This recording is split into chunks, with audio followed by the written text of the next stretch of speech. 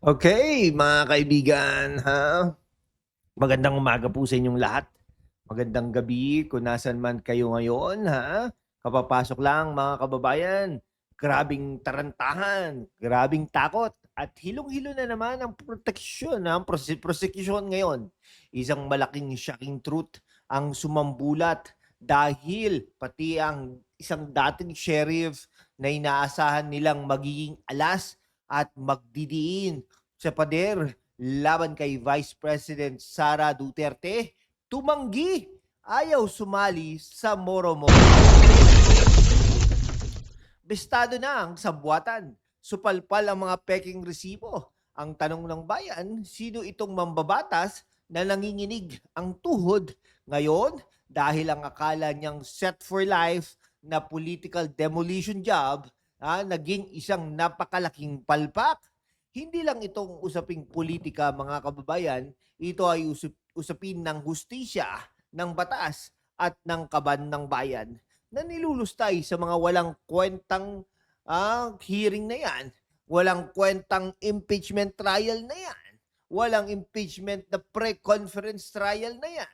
Huwag kayong aalis dahil hihimayin natin ang ebidensyang nagpapatunay na panalo na naman si VP Sara sa yugtong ito at si Luistro loser, supalpal na naman, mga kaibigan.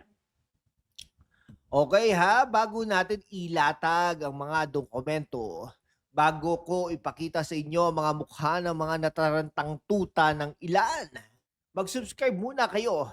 Pinipilit-pilit nilang idaw ng mga boses ng katotohanan katulad ng hashtag #WalkWithLan. We are on the road to 100,000 subscribers. To show the strength of our community, join us. Mga kababayan, sa mundo kung saan ang kasinungalingan ay nangingibabaw, ang katotohanan ng unang sinisikil. Pero kasama kayo, magpapatuloy tayo sa laban, walang takot, walang kinikilingan, at laging handa para sa bayan. Sumali na sa aking YouTube channel membership sa hashtag #WalkWithLan at tulungan natin ang channel na maabot ang 100,000 subscribers. Ang inyong suporta ang susi sa kalayaan natin para ipagpatuloy ang pagbabalita ng katotohanan. Salamat at kita-kits sa laban. Ngayon, bakit nataranta ang itong prosecution na ito? Bakit kailangang kalad ka rin pati ang isang retirado o dating sheriff para lang mag-imbento ng kwento dahil wala silang hawak na solidong plunder o corruption case dahil lahat ng dinala nila sa Senado at pinagpipilitan sa harap ng ALMC at Supreme Court. Puro haka-haka. Ang buhay ay kabuhayan ng mga Pilipino, ng mga OFWs na nagpapadala ng savings at investments sa bansa. Naapektuhan dahil sa ganitong uri ng politika. Kaya apektado tayo eh. Imbes na pag-usapan kung paano magkaroon ng passive income at magandang retirement ang mga manggagawa, ang inaatupag ni na Luistro ay kung paano gibain ang isang Duterte. Pero ngayon, ang kanilang kasunduan sa dilim na booking, mga kaibigan. Ngayon, tignan natin ang legal genius perspective dito. No? Mga kaibigan, sa ilalim ng ating law at rules of court, ang isang sheriff ay opisyal ng korte na nagpapatubad ng mga writ at kautusan. Bakit kukunin ng prosecution ng isang dating sheriff bilang saksi? Simple lang ang strategy ng mga kabote. No? Gusto nilang palabasin na may irregularidad sa pag-serve ng mga subpina o ang pag-audit ng mga pondo para palabasing may itinatago si VP Sara. Naku po! Naku po! Dati, no?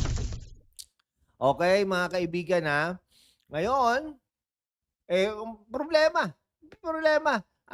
Pero ito matindi. Tumanggi ang sheriff. Bakit tumanggi? Dahil alam ng dating opisyal na kapag sumumpa siya sa ilalim ng batas at nagsinungaling siya para sa pansariling agenda sa mga kalaban na VP Sara. Perjury ang baksak niya. Masisira ang kanyang pangalan. Mawawala ang kanyang maayos na retirement at pwedeng-pwede siyang makasuhan sa Supreme Court. Hindi siya tanga para maging pain sa palpak na laro ni Luistro. Tingnan nyo ang mukha ng prosecution clip na ito. Iano nga po natin, may ipapakita lang po akong video sa inyo mga kaibigan, ha? Wait lang po. Okay, play po natin ito at pagkomentuhan natin.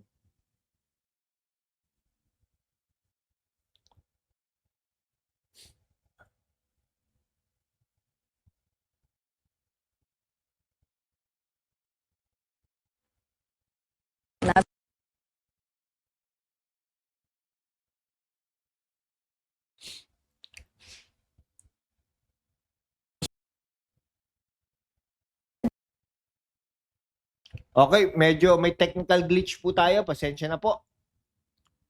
Okay, pagpatuloy po natin. Kung mapapanood lang po natin yung video na ito from One News, ay talagang walang parang gigil na gigil at wala pong nataranta na talaga. Supalpal, mga kamote. Kitang-kita ang tensyon. Ano pa nga di ba? Hindi alam ang mga susunod na hakbang. Bakit? Dahil gumuho ang kanilang sandigan.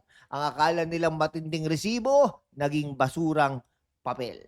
Mga kaibigan grabe po no? Ito ang tinatawag nating kawalan ng matibay na pundasyon.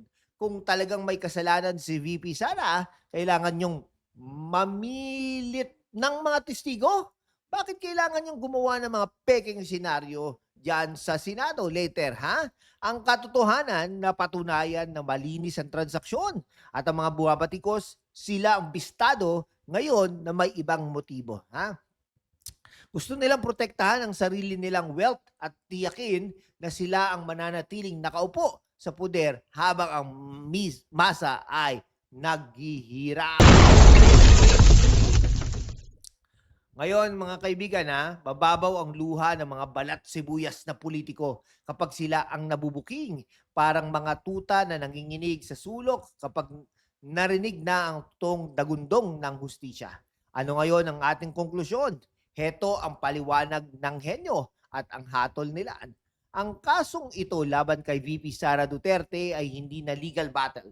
Ito ay isang desperately palpak na political circus. Nang tumanggi ang dating sheriff na maging kasangkapan sa kasinungalingan, doon palang tapos na ang boxing. Panalo na si VP Sara sa korte ng opinyon ng publiko dahil lumalabas na ang katotohanan. At si Luistro pati ang kanyang mga kasama sa prosekusyon, mag-aral muna kayo sa basic court procedures bago kayo magpasabog ng kung ano-anong kwento sa Senado. Okay. Kaya sa ating mga manonood, lalo na sa ating mga masisipag na OFWs at kababayan na naghahanap ng katotohanan, huwag kayong paninlang. Protektahan natin ang ating bansa, ang ating komunidad, at ang tamang proseso ng batas. I-drop ang inyong mga komento sa ibaba. Ano ang mga masasabi ninyo sa pagtanggi ng sheriff? Supalpal ba o supalpal na supalpal si Luistro? Okay, i-comment ang inyong reaction ngayon. Muli, mag-subscribe, mag-like at i-share ang live stream na ito. Ako si Lan, nag-iiwan sa inyo ng paalala, ang katotohanan ay parang ginto. Kahit ibaon sa putik, lulutang at lulutang pa rin. Salamat at kita-kits sa susunod na laban. Bye-bye!